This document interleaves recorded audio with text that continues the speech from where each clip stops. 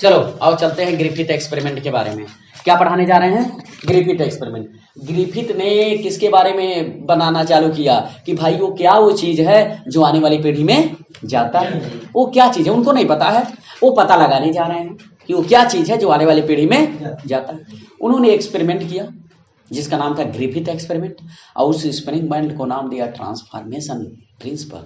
Transformation principal नाम दिया और 1928 में उन्होंने स्टार्ट किया अपना एक्सपेरिमेंट। उन्होंने अपने एक्सपेरिमेंट में एक सुपर स्टार बैक्टीरिया लिया था। उस बैक्टीरिया का नाम था स्ट्रेप्टोकोकस निमोनी बैक्टीरिया, जो निमोनिया बीमारी पैदा करता था। कौन बीमारी? निमोनिया बीमारी पैदा करता था।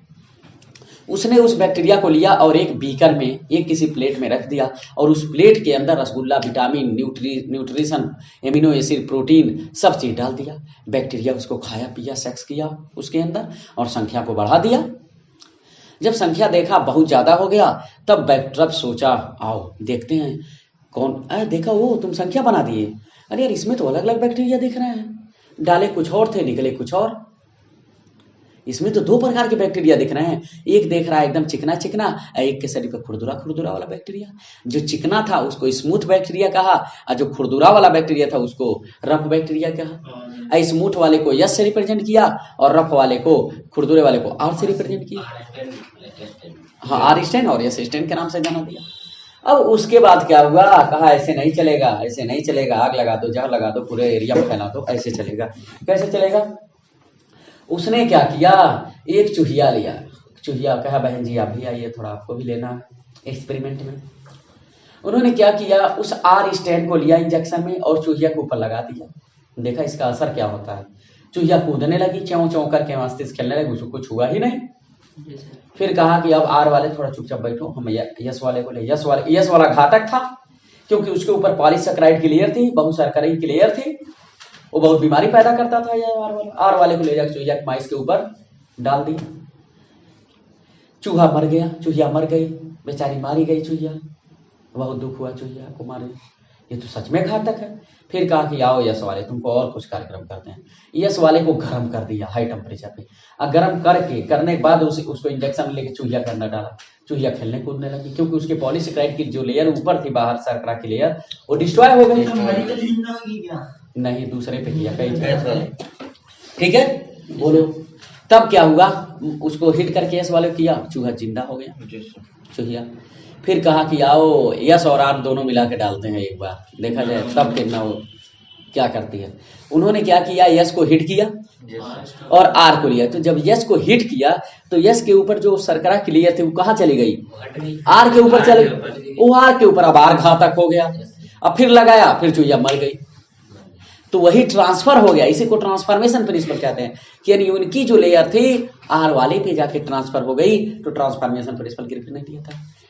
तो कुछ तो गया उसके ऊपर, चूहिया मर गया। इस पूरे एक्सपेरिमेंट से ये पता चला, पूरे तरीके से अच्छे तरीके से नहीं पता चल पाया कि डीएनए है कि क्या है वो जेनेटिक मटेरियल।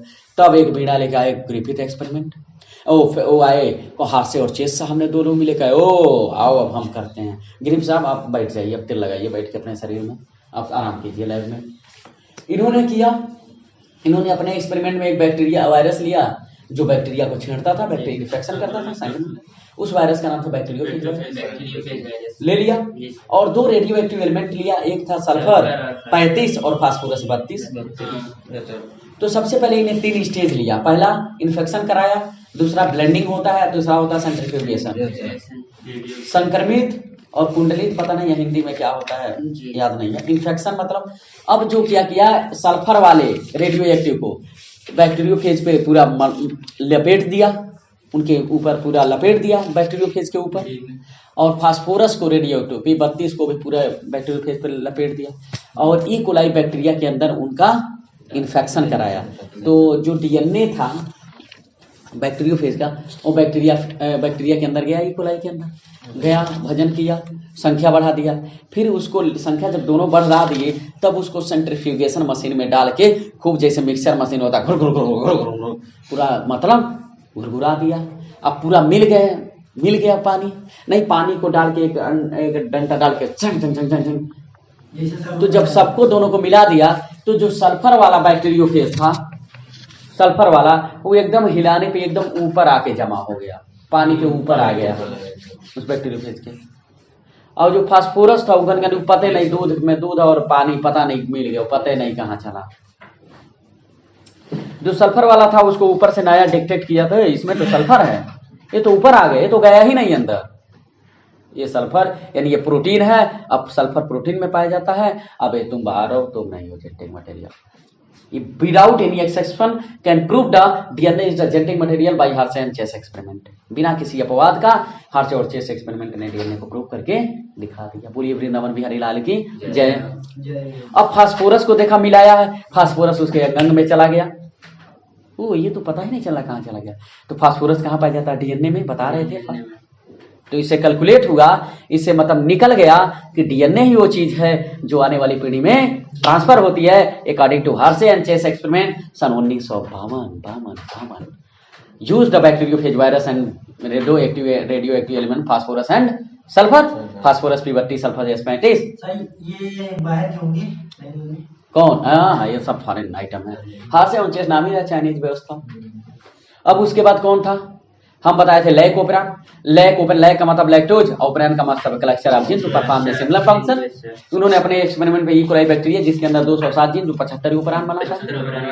जो लैक ओपेरान का मेन कॉन्सेप्ट था कि कोई भी जीन कैसे एक्सप्रेस और कैसे रेगुलेट होती है। इन्होंने अपने एक्सपेरिमेंट में बैक्टीरिया या ई कोलाई बैक्टीरिया, उसके अंदर सर्कुलर डीएनए होता है, डीएनए को फाड़ा, उसके अंदर promoter, inducer, promoter, operator, like Z, like why और लाइक ए नामक के जीन पाए जाते थे। सबसे पहले आरएनए पॉलीमरेज कहाँ बाइंड हुआ?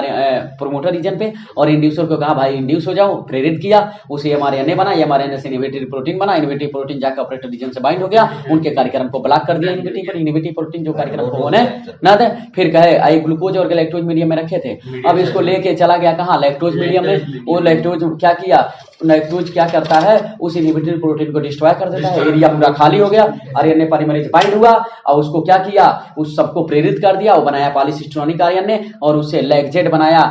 और उसके बाद लैक्जेड क्या बना? बीटा ग्लाइकोसाइडेज बनाता है, लैक वाई परमीएज बनाता है और लैक ए बनाता है ट्रांसएसिडलेज। ऐसे ही पूरे इसी चीज से पूरे डीएनए रेगुलेशन और एक्सप्रेशन होता है जीन का।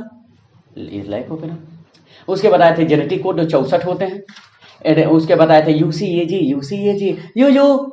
यू 4 बार यूसीएजी टोटल 64 होते हैं खाने, जिसमें 3 होते हैं स्टाप कोडन जो कार्य ही नहीं करते हैं, प्रोटीन बनाते ही नहीं है। 61 क्या होते हैं? जो जन्माझम प्रोटीन बनाते हैं। ये है अनुवांशिक, आप याद रख लेना, मेथियोनिन, फेनिलैलेनिन, ट्रिप्टोफान, टायरोसिन, ये सब नाम दिए हैं। तो यही पे अपनी चार जो बेहतरीन महत्वपूर्ण टॉपिक का हमने ऑडियो के माध्यम से आपको रिवाइज कर दिया। आग लगा दीजिए, जहर लगा दीजिए, पूरे एरिया में फैला दीजिए। ये 4 रिवीजन महाजहर। देखिए